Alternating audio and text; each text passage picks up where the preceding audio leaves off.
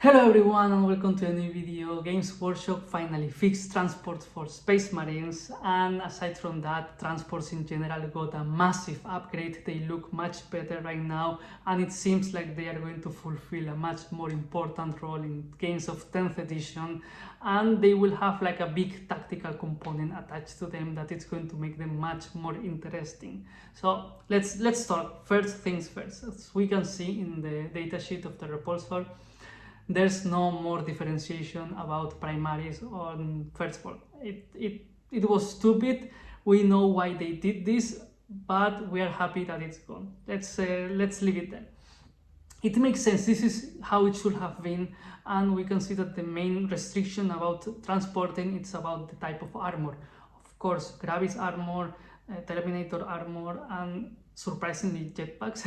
They are going to need bigger transports for them to be, which makes sense. Of course, we are not going to see Terminators in the smaller vehicles or transport things, so it's going to be nice. I like this kind of things. This is how it should have been. And aside from that, transports got this massive upgrade, in my opinion, that it's like we are going to be able to have units in a transport. We are going to be able to move the transport and take the units out of the transport. They are going to be able to shoot them, but of course they are not going to be able to declare a charge. Makes sense. I like this a lot. If we have the unit inside of the transport and we take it out before the transport moves, then we will act normally with them, which makes sense. It's logic, and it's quite simple and straightforward. It's good for the game, good game design. Again, I like this one a lot.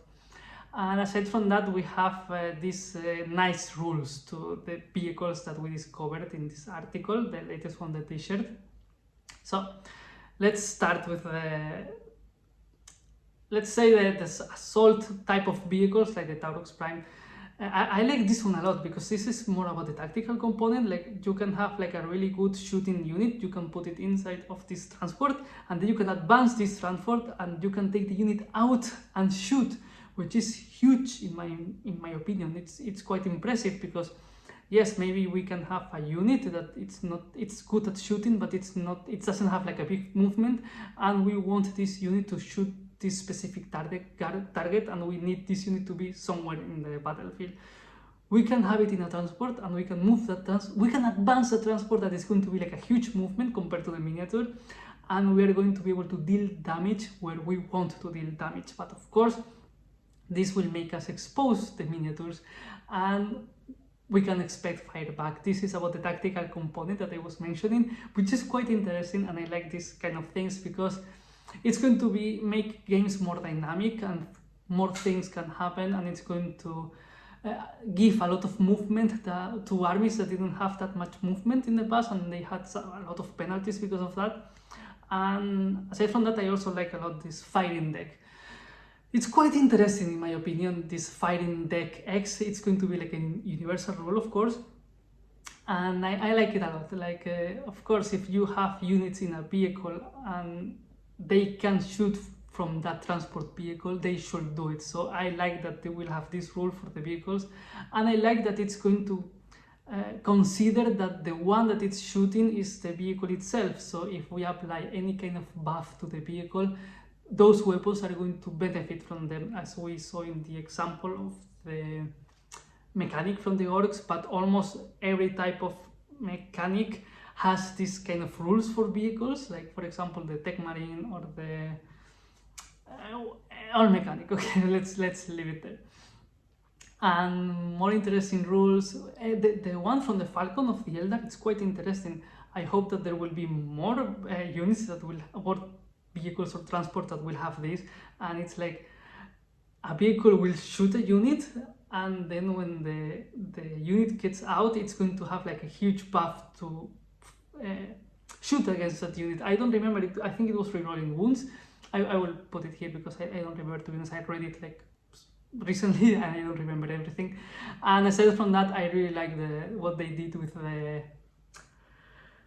I forgot the name, the Land Rider, of course, because we never see Land Riders anymore, and they are so iconic and we don't see them anymore. So aside that they are going to be able to transport big things, they are going to be resistant, and they are going to have this unique ability that we are going to take units out of them after they move, and they're going to be able to shoot and charge, which is, it's going to be devastating in my opinion. It's going to be huge, it's going to be impressive. I guess that there will be people right now thinking about getting one Land Raider. So I don't know, I think that transport vehicles look really great in the next edition, and in this one they were kinda not that important. They were just transport unit from really time to time, and now it seems like they can be much more important. They will have like this tactical component to them, and there will be reasons to take transport vehicles in your list.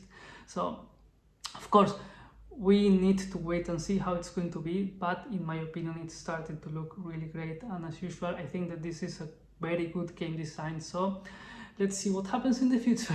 And that's everything for today. If you're still watching, please consider giving me a like and subscribing. Thank you very much, and see you soon.